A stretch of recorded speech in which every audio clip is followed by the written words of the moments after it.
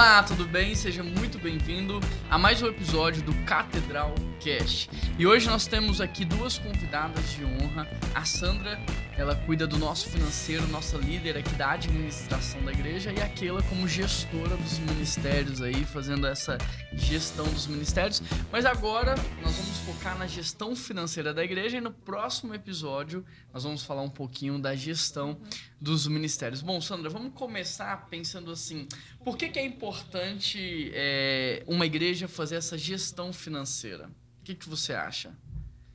A organização é o primeiro passo para tudo. E organizar a parte financeira, tanto de uma igreja ou de uma casa, de uma empresa, é a melhor parte para você identificar os gargalos, os gastos, você saber qual o próximo passo você pode dar, as decisões que serão tomadas. Então, assim, a gente pode dizer que é o coração de tudo isso. Legal. E você, Keila, o que você acha? Eu acho que isso mesmo. A gente, primeiro que uma das primícias que a gente fala é que Deus ele nos chamou para organizar, né, as coisas. E quando a gente consegue colocar no papel, planilhar, a gente consegue ver o todo, né? Tanto aquilo que a gente já pôde fazer com o que a gente tem, quanto projetar também futuros, né? Então a gente tem que ter tudo muito bem traçado e a gente consegue também almejar portas, né, para a gente entrar. Então, a gente consegue criar meios mesmo de saber aonde intervir e como intervir. Então, o planejamento, eu acho que é a base para a gente avaliar o nosso andar, né, e projetar o nosso futuro. Uma vez que a gente já introduziu, então, o conteúdo do nosso bate-papo, vamos se apresentar rapidinho, ping-pong, jogo rápido? Vai lá, fala aí, Sandra, quem você é, fala um pouquinho da sua história para o pessoal te conhecer. Meu nome é Sandra, estou aqui na PIB-BH desde 2005. Tive um tempo fora quando eu ganhei a minha menina, que chama Ana Clara, hoje tem 13 anos. Mas em 2015 eu voltei ativa novamente na igreja. E a partir de 2018 eu comecei a trabalhar no financeiro da igreja. Keila? Meu nome é Keila, sou esposa do Juan, mãe do Noe e do Natan. Estamos aqui na primeira igreja desde 2018 e já passei em alguns ministérios, mas hoje eu estou na gestão, então, de todos os ministérios. E como que foi a sua chegada, Sandra, dentro da gestão financeira? Como que foi esse processo, tanto assim, externamente falando, mas também internamente falando? Como que foi esse processo para você de hoje cuidar e ter algo de tamanha responsabilidade sobre as suas mãos? No início foi bem desafiador. Porque eu nunca imaginei estar, primeiro, numa gestão, né, na frente de uma gestão e principalmente de uma igreja. Houve até uma experiência assim, na faculdade, que num dia de aula o professor nos perguntou aonde cada um trabalhava, se já estava na área e tudo. E quando eu falei que eu trabalhava na gestão financeira da igreja, todos assustaram. Como assim? Igreja? Tem gestão? Tem finanças? Olha só. E eu pude relatar um pouco daquilo que a gente vive aqui. E não é diferente de uma empresa, quando a igreja é organizada. E nós aqui trabalhamos assim, dentro de uma organização. É porque a igreja você tem o organismo e a organização. Muitas pessoas focam só ali no organismo igreja, e se esquecem que até para testemunho na cidade, testemunho para os próprios membros, a organização precisa estar correta, né? Sim. E esse espanto assim foi para toda a turma, né, de pensar.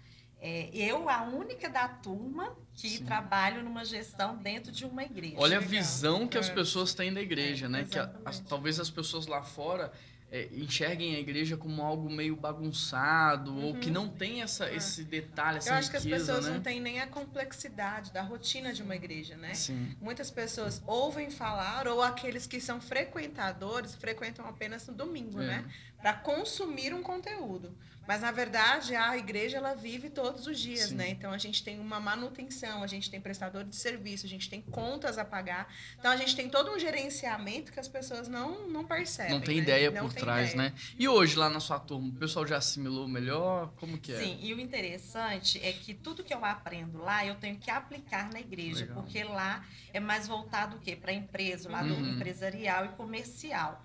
E o nosso foco, ele sai um pouco só, né? Porque a a gente não visa lucro. Isso. E lá tudo É visando lucro, visando Ganho. lucro, ganhando. Sim. Então eu tenho que pegar todo aquele conteúdo e aplicar no meu meio aonde eu trabalho. Então, para mim, eu consigo desenvolver até pontos além daquilo que eu estou estudando lá, para saber aplicar aqui no nosso meio de igreja. A gente está trabalhando junto há 3 anos.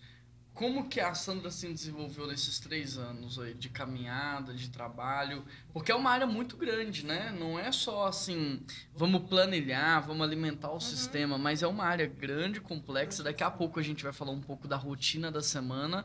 É uma área que envolve funcionários, que envolve CLT, tributos, contabilidade, administrar recursos, manutenção predial. Como que foi o desenvolvimento da Sandra para chegar hoje a ponto de conseguir gerir tudo isso? Eu tive que dar uma esticada grande. Me estiquei muito e, além disso, eu cresci muito como pessoa. Porque hoje eu tenho uma visão totalmente diferente, até mesmo da igreja, a visão que eu tinha antes, através desse crescimento que hoje eu adquiri. E a importância disso tudo, né?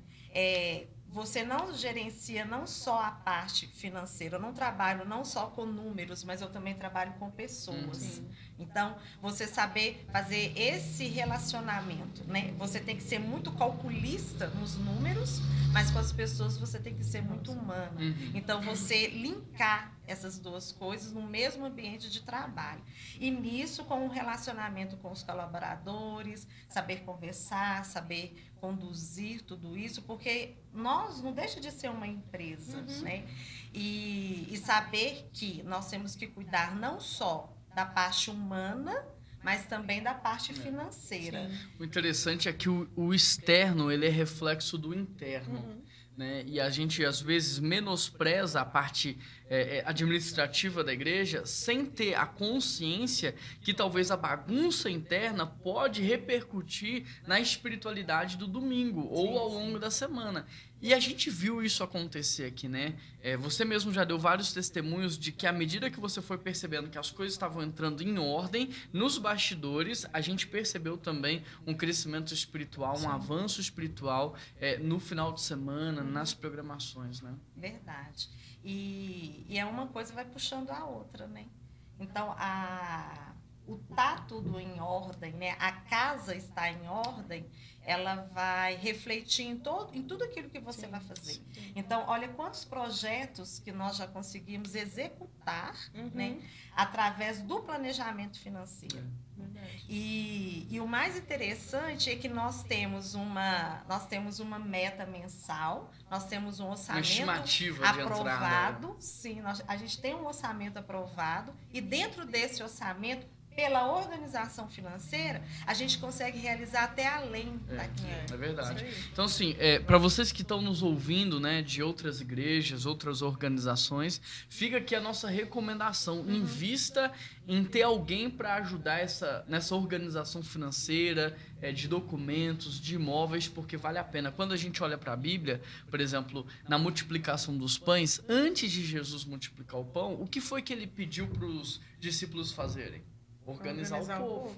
E como que era a organização do povo ali? Olha, coloca todo mundo sentado em grupos menores e uma pessoa 50. Coordena tantos, outra coordena tantos, né? Quando Jetro vai dar uma dica para Moisés ali para que ele pudesse ter uma administração melhor, ele fala, organiza. No Antigo Testamento, quando vai multiplicar o azeite, organiza as vasilhas vazias. Exatamente. Então, se nós, igrejas, ONGs, projetos sociais, queremos de fato viver o extraordinário, o sobrenatural, precisamos investir na organização. E o que está sendo dito aqui vale também para as nossas casas, vale para as nossas famílias, né? Tem muito marido, muita esposa que quer viver o sobrenatural dentro de casa, mas por falta da organização dos papéis, das funções, a gente acaba travando, né? Bloqueando tudo isso. Até pensar também que Deus, ao criar todas as coisas, né? Ele teve uma organização. Sim. Ele não criou tudo de uma vez. Ele tudo foi criando... teve uma ordem. Exatamente. Tudo teve o seu momento, teve a sua sequência, teve uma rotina, né? Então, ter essa rotina, a consciência dela faz toda a diferença. E você falou disso, eu até me lembrei. Quando Deus chegou, qual que foi a primeira coisa que ele falou? A terra era sem forma e vazia, né? Então, me fala uma coisa sem forma. O ar. Me fala uma coisa vazia. Aí fica difícil. O estômago seu tá vazio ou você almoçou direitinho hoje? Eu não sei direitinho. E o bolso? O bolso tá vazio? Agora pensa em alguma coisa vazia e sem forma ao mesmo tempo. Isso é o caos, né? Então, era um contexto de caos. Deus chegou colocando ordem.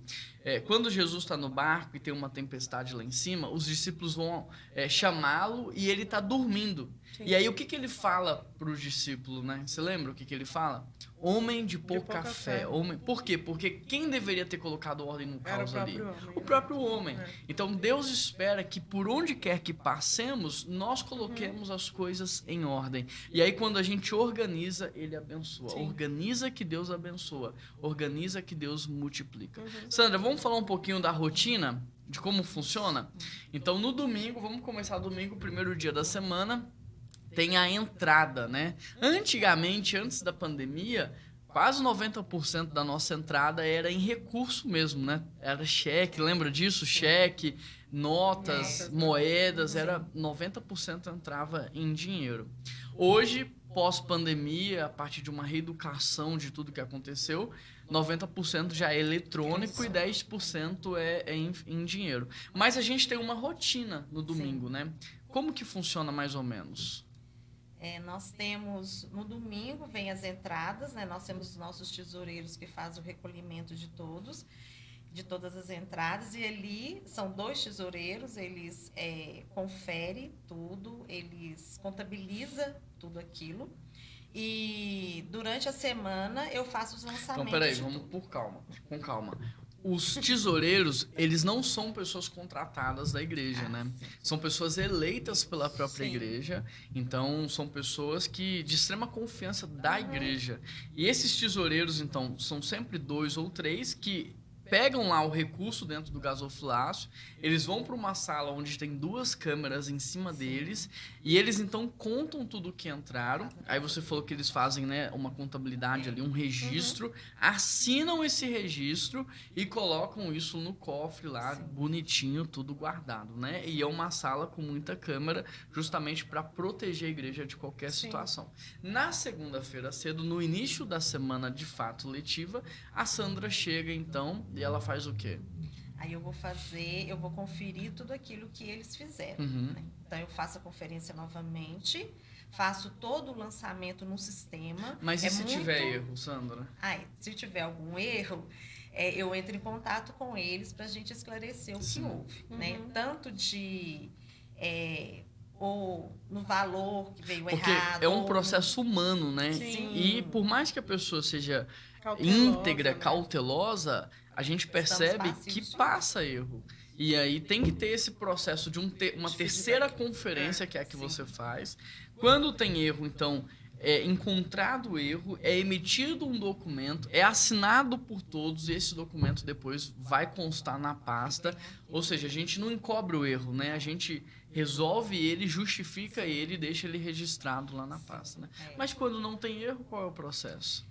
Aí eu faço a conferência de tudo, faço o lançamento no sistema, porque é muito interessante também a gente falar disso, de ter um programa, né, de finanças que você possa trabalhar. Alô, Prover, se vocês quiserem nos prestigiar aqui, né? Quiser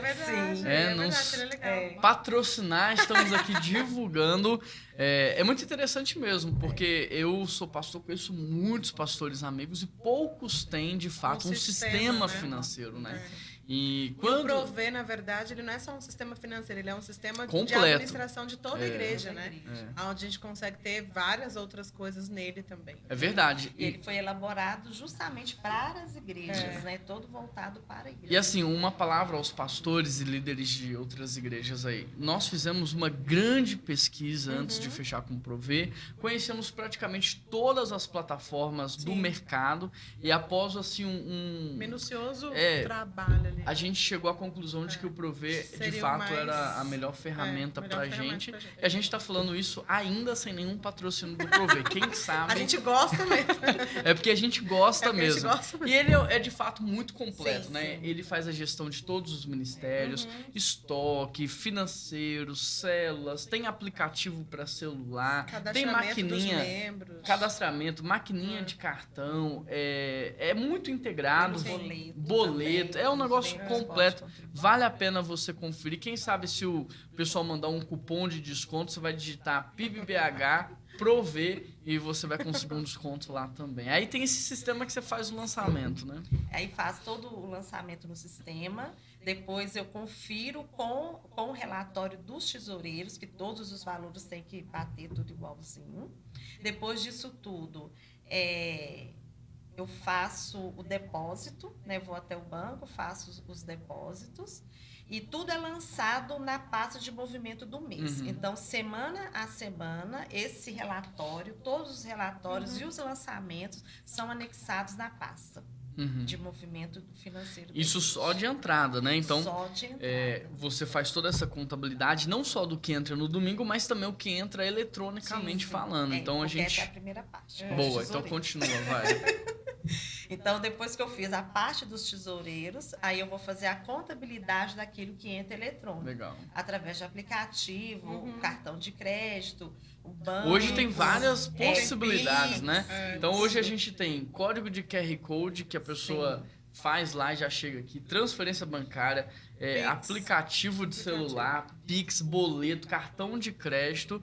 E aí você tem que pegar tudo isso e fazer esse processo de lançamento também, né? Aí eu faço esse lançamento, né, de vias, as entradas vias eletrônicas, faço também, porque tem que ser 2 lançamentos separados, porque o que os tesoureiros fizeram, a minha conferência tem que bater com a deles, então por isso que eu faço a deles primeiro, para depois lançar no sistema. E depois eu faço o relatório da que eu fiz eletronicamente. Dando tudo ok, continuo o meu trabalho normal, que aí eu vou conferir as minhas contas a pagar, do dia e da semana, né? Vou fazer os pagamentos que tem que ser feito e vou organizar toda a planilha, porque além de eu trabalhar com o sistema que é o Provê, com o programa Provê, eu ainda tenho uma planilha de finanças, que ela é acompanhada por você, né? E a gente acompanha isso anualmente. E deixa eu explicar aqui o porquê da planilha, né? Porque o pessoal pode pensar assim, mas o Provê não gera os relatórios? A questão da planilha é o seguinte, o Provê ele gera relatórios. E quem sabe essa é até uma dica para o Provê adotar lá, porque a planilha anual, ela me dá a possibilidade de olhar para ela e tomar decisões. Então, eu olho para o todo e eu consigo ver a minha média de gastos no ano, a minha média de entradas no ano, eu consigo perceber aonde o dinheiro pode estar indo embora mais rápido, gargalos. Então, isso facilita na tomada rápida de decisão. Então a Sandra, ela tem um retrabalho, mas que pra gente ele tem um benefício muito grande, porque ao invés de eu ver relatório mês a mês, eu consigo ver o relatório do ano todo na planilha. Então, além de fazer os lançamentos de entrada e saída lá no sistema, a Sandra também faz na planilha e a gente até bate, né, para ver se tá tudo certo. E o interessante é que esse sistema, ele faz a conciliação direto com a contabilidade. Então, ela não tem que gerar relatório para mandar para a contabilidade. A contabilidade consegue exportar do próprio sistema. Então, além da conferência dos tesoureiros da Sandra, da contabilidade, a gente ainda tem a conferência do Conselho Fiscal.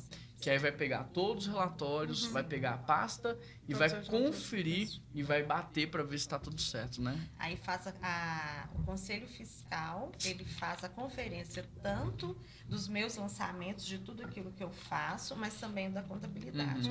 Porque as pastas só vão para o Conselho Fiscal após vir da contabilidade, feita a conferência lá.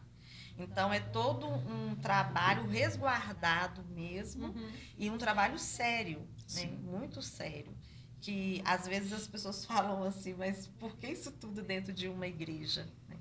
Mas nós temos que pensar que nós trabalhamos para um Deus muito grande. Com certeza. E um Deus organizado, organizado e que ele merece excelência. A excelência honra a Deus. A excelência honra a Deus e inspira as pessoas. Então, cada ministério, né? Então, depois no próximo episódio a gente vai falar sobre gestão de ministérios. Nós temos inúmeros ministérios dentro da igreja, crianças, pré-adolescentes, jovens, adultos, famílias, células, a ONG, projeto social, escola de música, enfim, são vários ministérios e projetos. Cada projeto, ele já tem uma verba anual ali que já foi deliberada em assembleia, já está aprovada, né? Então a Sandra falou lá no início, só dar uma pincelada. Na Assembleia Anual de Prestação e Aprovação de Contas, a gente aprova o teto de gasto daquele ano e uma estimativa de entrada mensal para justificar aquele teto de saída. Com esse teto de saída, a gente distribui entre salário, manutenção predial, investimento em ministérios, missões, ação social, faz toda essa divisão. Então, cada ministério tem a sua verba. Por exemplo, a Keila, enquanto gestora de ministérios, tem lá a verba dela. E aí, a Keila, como gestora de ministérios, ela ocupa um cargo de confiança dentro da igreja. Então, não necessariamente ela tem que falar assim, olha, posso comprar uma água? Porque ela está num cargo de confiança, ela tem responsabilidade. Então, ela tem essa autonomia de poder executar dentro do ministério dela os seus gastos. Porém, ela presta conta de tudo que ela faz. Então, por exemplo, Sandra, alguém pode fazer um gasto e te entregar um recibo? Não. Na pasta contábil só entra o quê? Nota fiscal. Então, por exemplo, muitas coisas que às vezes pessoas não conseguiram a nota, o prejuízo ficou para elas. Porque a gente não teve como reembolsar. A gente não teve como absorver aquele custo. Por quê? Porque não tinha uma nota. Porque era um recibo, porque era um papel assinado. Então a gente é muito sério nesse processo. Graças a Deus, acho que houve uma virada, né, de chave.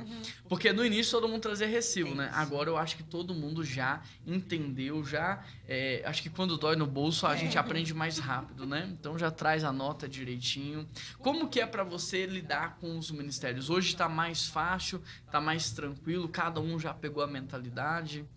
Tudo no início é um pouco mais difícil de ser adaptado. Então, quando nós viemos com essa proposta de cada ministério com a verba estipulada mensalmente, e até mesmo essa consciência do recibo e não nota fiscal, a gente fazer essa troca e tudo, essa consciência... Da nota e não recibo. Isso, da nota e não recibo. E eles entenderem o porquê disso, né? Porque tudo é sério. Sim. Então, quando você pega um recibo, aquele comerciante ele está deixando de recolher o imposto, né? Sim. E a nota não, a nota é uma coisa legal. Então, como a gente está fazendo tudo bem organizado, então não devemos abrir brecha em nada. Tudo tem que ser bem organizado. E hoje não, hoje é mais tranquilo. Todos já entenderam, né? Como a gente está caminhando e aonde a gente quer chegar. Então, todos hoje já têm essa consciência. Até mesmo assim, todos adquiriram uma maturidade financeira, porque não é só administrar o seu salário que você ganha, mas hoje você tem que administrar a verba do seu ministério. Sim, você tem que saber usar, o que você vai fazer, como que você vai planejar os seus a longo prazo, né? Porque uma vez que você já sabe quanto você tem, você se organiza para isso a longo prazo, né? Então, hoje tá mais fácil de trabalhar, porque eles já conseguem enxergar um todo o que eles têm que fazer. E quando eles... E eu acho interessante assim, que quando eles vão orçar alguma coisa para o ministério, eles já conseguem ter aquele senso, nossa, Sandra, isso é muito caro. Eu falei, é muito caro. Então, como que a gente em cima disso, a gente sempre trabalha a ideia dos 3 orçamentos, né? Porque, por exemplo, para a gente não favorecer, às vezes, a pessoa que a gente gosta ou que a gente quer ajudar. Então, a gente entende que, às vezes, isso pode prejudicar a igreja. A gente tinha um prestador de serviço há muito tempo atrás aqui, que ele já era fixo da igreja, né? Quando eu cheguei, ele já era fixo aqui. Então, ele não passava orçamento, você lembra disso? Ele só vinha, fazia os serviços... Comprava as coisas, mandava lá. E depois de um tempão, passava uns 2, 3 meses, ele cobrava um período todo. E não tinha como eu mensurar quanto que ele cobrou por cada serviço, se é caro, se é barato, se é correto, se não é. Então, a gente hoje... primeiro orça em vários lugares para ver o que é melhor para a igreja. Não é o que é melhor para mim, não é o que o outro está ganhando, mas é o que é melhor para a igreja. Então, de fato, assim, a gente viveu uma virada de chave muito grande, mas que a gente vê hoje muitos benefícios, principalmente no mundo espiritual dessa organização, né? Uma outra dica que eu gostaria de deixar aqui para quem está ouvindo a gente é sobre o fundo de reserva. Muitas pessoas, elas são displicentes quanto a pensar no futuro ou pensar em imprevistos. Mas me diz se alguém está isento disso. Não. A Bíblia diz que a tempestade vem para quem? Todos. Para todos, para o tolo e para o sábio. Se tem uma certeza que a gente tem na vida é que a tempestade vai vir. Uma hora ela vem. Então a gente tem que estar preparado, inclusive, para ela. Então a gente aprende com José no Egito que no tempo de bonança, o que ele faz? Você guarda para o tempo da escassez. Então, no tempo de bonança, você guarda para o tempo de escassez. Então, por exemplo, antes da pandemia, já em 2018, a gente começou a guardar uma porcentagem por mês. Quando a pandemia veio, que nós passamos 8 meses com as portas da igreja fisicamente fechadas, a igreja permaneceu ativa, mas com a porta fechada, o que nos deu sanidade mental para trabalhar, o que nos deu condições de manter todos os projetos e empregos sem mandar ninguém embora foi o quê? O nosso fundo de reserva. Então, muitas pessoas falam assim, mas isso é bobeira, não precisa. Não é. Isso te dá sanidade para trabalhar, tranquilidade para trabalhar, mantém todos os projetos da igreja ativos. Então, vale a pena você manter um fundo de reserva para os momentos de imprevisto. Sandra, tem alguma coisa que eu não citei aqui, que você gostaria de citar, da rotina, do processo? Eu ia falar do fundo de reserva. Porque é muito importante a gente ter essa consciência do guardar, né? E em todos os sentidos. E esse guardar não é só para a gente usar, às vezes, no tempo de escassez. Mas, né? às vezes, uma oportunidade. Mas, às vezes, uma oportunidade que possa surgir. Isso é legal, verdade. Então, ali você tem aquele recurso para você viabilizar alguma coisa. Então, trazer essa mentalidade para todos, né? É um pouco difícil, mas aqui na igreja a gente não abre mão disso, através mesmo de tudo que nós estamos fazendo, tudo que tem sido realizado, todas as reformas que nós fizemos, todos os projetos que foram planejados e executados, nós não abrimos mão do nosso fundo de reserva mensal. Isso é muito legal. Então, eu gosto muito de frisar isso por ser igreja, porque é muito latente as pessoas falarem, mas por que igreja tem que guardar dinheiro, né? Mas nós cuidamos de vidas. E pra gente eu não posso deixar um missionário na mão por uma crise financeira ou um projeto social. Então a gente passou um tempo que a gente sustentava uma senhora no asilo. Ela veio a falecer com 100 anos, né? 100 anos. E durante muitos anos a gente sustentou ela. Eu não posso deixar uma senhora que não tem família nenhuma desamparada porque a gente está numa crise econômica. Eu não posso deixar um missionário lá no Amazonas desamparado porque a gente está passando uma crise econômica. Não, a gente tem que manter os projetos. Então, no tempo de fartura, a gente guarda para um período de escassez. E, às vezes, esse bolinho ali que você guardou pode ser usado numa baita oportunidade, né? E o mais legal é porque, assim, não é porque a gente está guardando que a gente está deixando de viver, de fazer, de acontecer. Pelo contrário, a impressão que a gente tem é que quanto mais organizado a gente mais Deus está abençoando, mais projetos a gente consegue investir, mais coisas estão acontecendo, né? E para fechar, já caminhando para o final, falar sobre a questão de tornar os projetos autossustentáveis, que um insight que eu acho que pode ajudar vocês aí também, para quem está ouvindo a gente. Então, por exemplo, a gente está montando agora uma ONG, como que ela chama? Amor que Serve. E qual que é a ideia? É a gente criar um projeto social que seja altamente sustentado, né? Por quê? Porque senão eu posso criar uma coisa que enquanto eu estou aqui pastoreando eu mantenho vivo, mas se entrar outro pastor, ele deixa aquilo morrer porque não tem sustento. Ou vem uma crise financeira e aquilo morre porque a igreja não pode mais. Então, se a gente não tivesse o fundo de reserva, a mentalidade de gerar coisas autossustentáveis, possivelmente aquilo morreria com 10 anos, 12 anos de existência. E não é o que a gente quer. nós queremos deixar uma igreja pra gente? Não. Pra quem? Pra cidade. Para a cidade, para as próximas gerações. Exatamente. Então, deixar uma igreja de 110 anos para a gente chegar aqui hoje e poder trabalhar. O que a gente vai deixar para as próximas gerações? Sim. O que a gente vai deixar para os nossos netos, bisnetos? Então, a gente quer criar projetos que durem por 100, 200 anos, né? É a ideia do amor que serve. Então, hoje nós estamos criando formas desse projeto ser autossustentável. Esse estúdio que você está ouvindo aqui é um estúdio de áudio, para quem está enxergando, é um espaço muito bonito, agradável. A gente faz aqui gravação de clipes musicais, ensaios gravados, ensaios, aula de instrumentos, e todo o recurso a gente vai usar para pagar os profissionais e o lucro para sustentar o projeto social. Mas a gente tem outros projetos na igreja para isso também. Vocês querem comentar alguma coisa sobre eles? A gente está iniciando também a loja colaborativa, né? Como que é a loja colaborativa? A loja colaborativa... Quem sabe faz ao vivo, é isso aí mesmo. A gente abriu pequenos nichos, né? São alguns espaços dentro do nosso bazar, onde os próprios membros que têm microempreendedor, artesão, todo esse ramo aí, eles têm a possibilidade de disponibilizar e de alugar e expor o seu produto. Isso, expor o seu produto ali. Então, a gente tem um contrato, ele vem, ele assina o contrato por um tempo, ele paga um valor mensal, ele expõe ali o seu produto e a gente tem acesso, e toda a membresia tem acesso de comprar e de conhecer e tal, e de abençoar a vida dele, né? E aí, a margem desse aluguel é revertida para a própria loja, para investimento do espaço e o investimento no social. Né? Então, assim, para você visualizar, é uma parede gigante, com vários nichos de madeira, e a pessoa pode alugar um daquele nicho e expor o produto dela ali. Tudo que for vendido do produto é dela o lucro, ela só paga um aluguel mensal pra gente, que é um valor simbólico. Esse valor, ele é revertido ali pro projeto, né? O lucro é revertido para sustentar o projeto.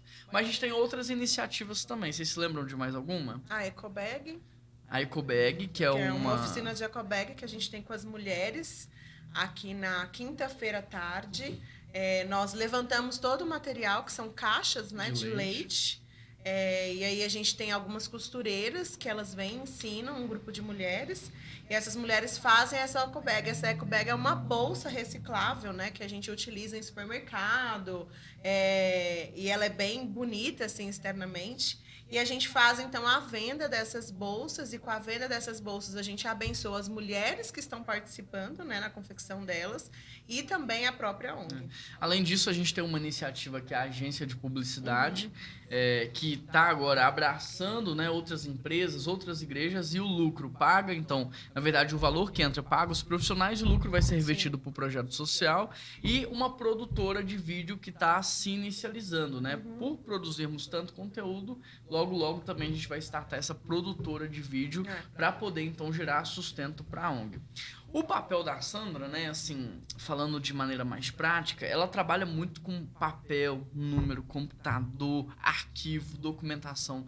Mas existe um porquê por trás de tudo isso, né? Existe uma missão. A missão da Sandra hoje é facilitar o trabalho da diretoria, para que a diretoria tome decisões assertivas. Né? Se a gente não tivesse todo o trabalho da Sandra, poderíamos tomar uma decisão equivocada, uma decisão errada, colocar em risco toda a igreja. Então a Sandra cria um ambiente de segurança, criam relatórios de segurança para que nós, a diretoria da igreja, possamos olhar para aquilo e então tomar uma decisão. Vamos abraçar esse projeto, vamos investir nessa causa, porque temos condição de ir além. Alguma coisa a mais? Alguma consideração? Alguma situação? Eu queria encorajar as igrejas que Sandra. ainda Boa. não têm esse sistema implantado, que pudesse fazer uma pesquisa, levantar alguém, algum voluntário da igreja que já, às vezes já trabalha com finanças, ou é formado assim, ou gosta dessa área. E eu queria encorajá-los a se organizarem financeiramente. Vale a pena. Vale a pena. O investimento não é alto, o prover mesmo é um investimento muito pequeno em relação ao benefício que ele promove. A Sandra hoje faz uma faculdade de gestão financeira, o valor não é alto, é um valor acessível, então sim, vale a pena a igreja investir nessa área, manter-se regularizada diante dos homens e diante de Deus, dar um bom testemunho na sociedade, né? Porque Deus é um Deus maravilhoso e a excelência honra a Deus e inspira as Exatamente. pessoas. Obrigado, viu, Sandra? Obrigado por todo esse trabalho aí ao longo dos 3 anos, por toda a verdade. ajuda que você tem nos dado, por Uma nos excelência, possibilitar. Tudo isso aqui só é possível como fruto do seu trabalho. Cada batismo, cada pessoa que se converte, cada família restaurada é possível através daquilo que você tem feito de segunda a segunda aqui. Então, parabéns pelo seu trabalho. Que Deus continue abençoando você Amém. e a sua Glória a casa, Deus. viu? Obrigado, Keila, pela participação também.